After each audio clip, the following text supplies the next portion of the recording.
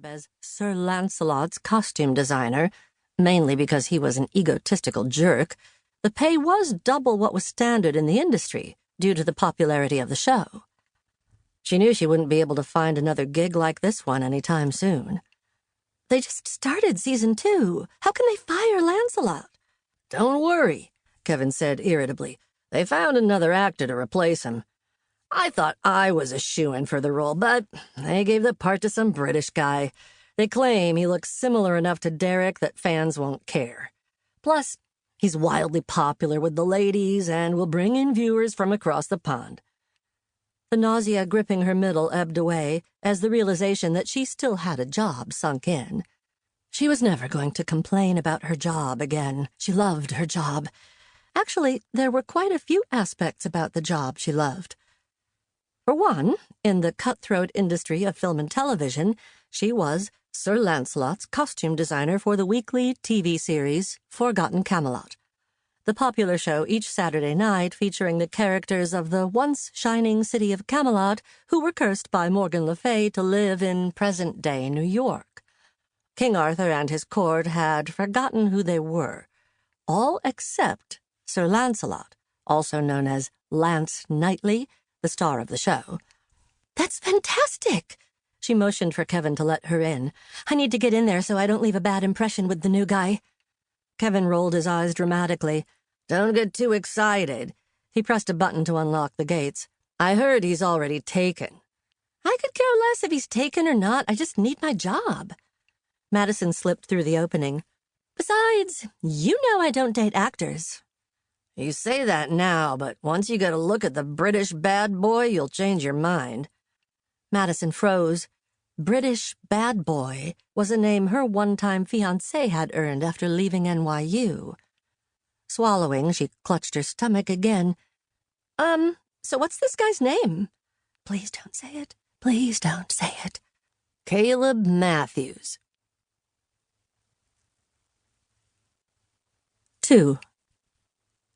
Hidden behind a partition in the dressing room, Madison peeked at the man sitting in the chair getting his makeup done. She wished she'd taken the time to do her own makeup this morning. At least the free lash extensions Beth had talked her into a couple of weeks ago enhanced her blue eyes, even without applying mascara. The guy laughed, and she knew this wasn't a bad dream. Caleb Matthews, the one man she'd vowed to never speak to again, sat just yards away in her dressing room, his dressing room. He looked good. His dark brown hair still had a slight wave to it, although it was a little shorter now. Beth moved out of the way, and Madison quickly pressed her back against the wall to avoid being seen. Wasn't her life already hard enough? Just when her parents had finally reconciled their differences and gotten back together a year ago, they had died in a car accident. Madison had been forced to leave her internship with the elite designer India Marcos in New York and return to California to take care of her pregnant younger sister, Jenny.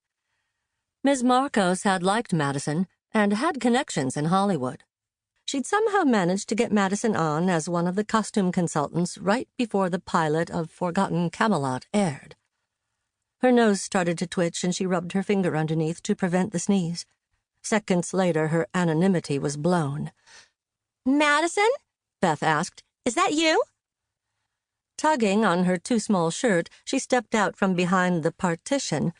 Yeah, good morning, Beth. Caleb stared at her, that little smirk she'd once loved hovering on his lips. Madison Taylor, he said in his sexy British accent. It's good to see you again, love. Her heart skittered a little at his term of endearment, but she quickly reminded herself he was British. British people always called people love. You two know each other? Beth asked. Yes, Madison and I were acquaintances, Madison said, cutting him off, at NYU. Thankfully, he didn't correct her. He just gave her that annoying little smirk again. Hello, Caleb. She moistened her lips because her mouth had gone impossibly dry. I guess we'll be working together. Yes. He stood up, removing the plastic cape draped over his shirt. I'm looking forward to it. His eyes traveled over her, and the